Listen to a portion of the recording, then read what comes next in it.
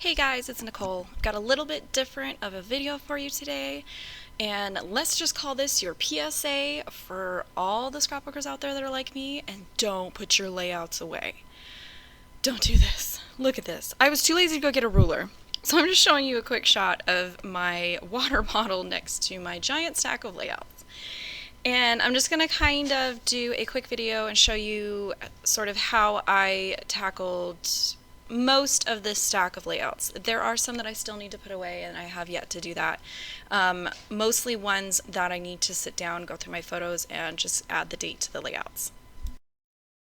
I started out making some post-it note labels, and I've basically got a sticky for each year from when I had kids. So you can see the BK label. Basically, that's my layman term for figuring out in life where things are. So that for me stands for before kids. And then everything after that is basically 2011 up until 2017. I also had a sticky note for a pile of layouts that I needed to look up the date, stamp them, and then sort of repeat this process. I did go back and have to add another label with my sister's name because I occasionally will make layouts for her albums. And then I just started with that stack, and if I could find the date on it, it's going to go in the pile, with the post-it note and that corresponding year. And I want to say I made it through about 2/3 of that stack as far as that they were dated and I could sort them into a year. Maybe a third of them I need to sit down and pull up my photos again and figure out the dates for them. And I'm not necessarily a big stickler on I have to have like the exact day, especially for certain things. A lot of it I just need to figure out the year, and a lot of the time it's the stuff from prior to having kids that I have the hardest time trying to figure out the dates for.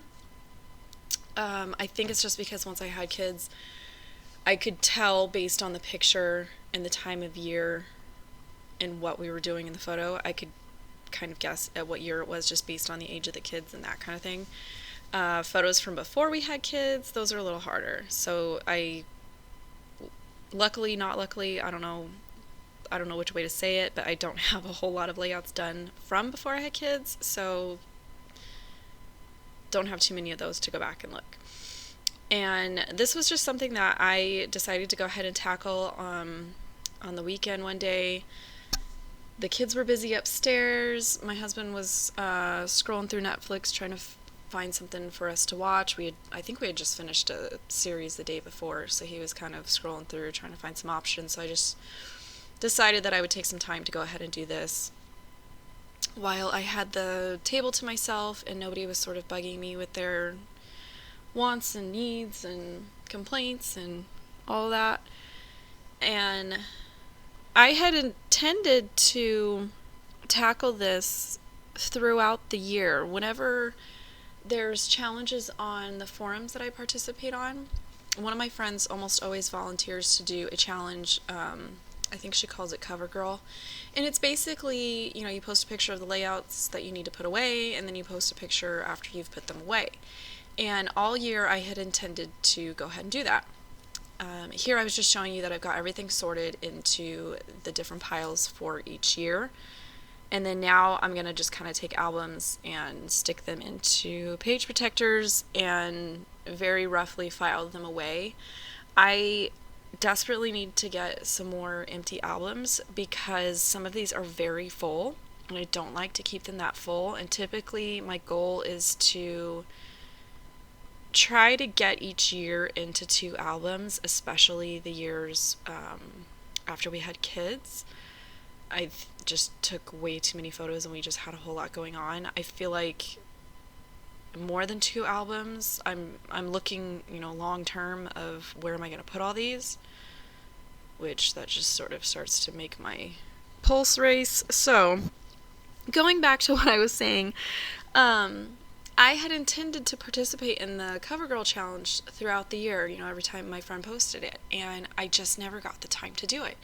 And it's one of those easy challenges where, you don't have to make a layout, you're not making any cards, like, if you've got 20 minutes that you can just kind of put your layouts away, you can tackle a challenge and sort of participate in whatever event that we have going on. Well, I think I've sort of been intending to do that for well over a year, and it just was not in the cards for me. So we had an online event going on this, I think it was the weekend that I was doing this, or it might have been a week-long event, I can't remember. And I just decided, you know what, I was going to do it. I had the time, I was in the mood, and I was pretty impressed with myself that I didn't stop halfway through, because I have a tendency to do that.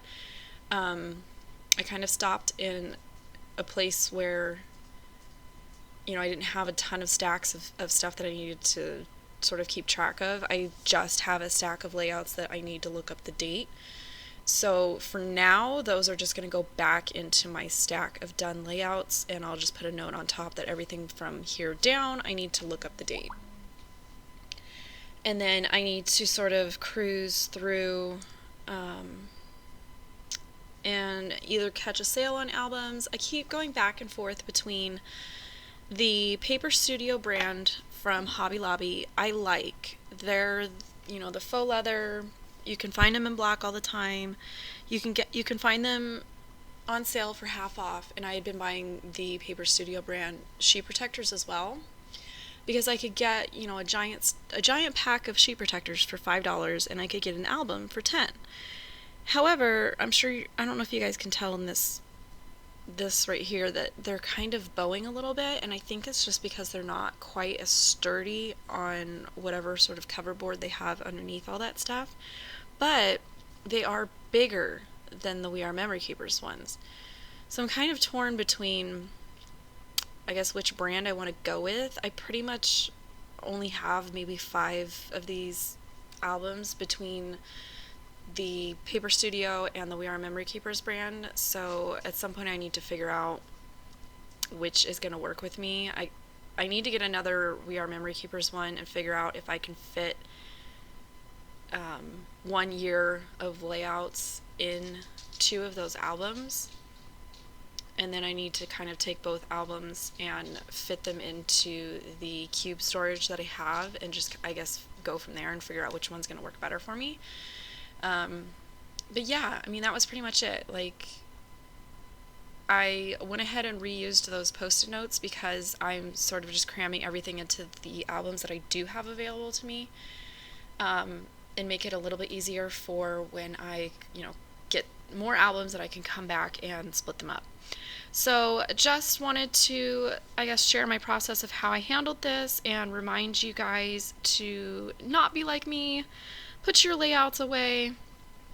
Don't let them stack up as much as this. And yeah, stay on top of them. So I hope you guys enjoyed this video, and I will catch you guys next time.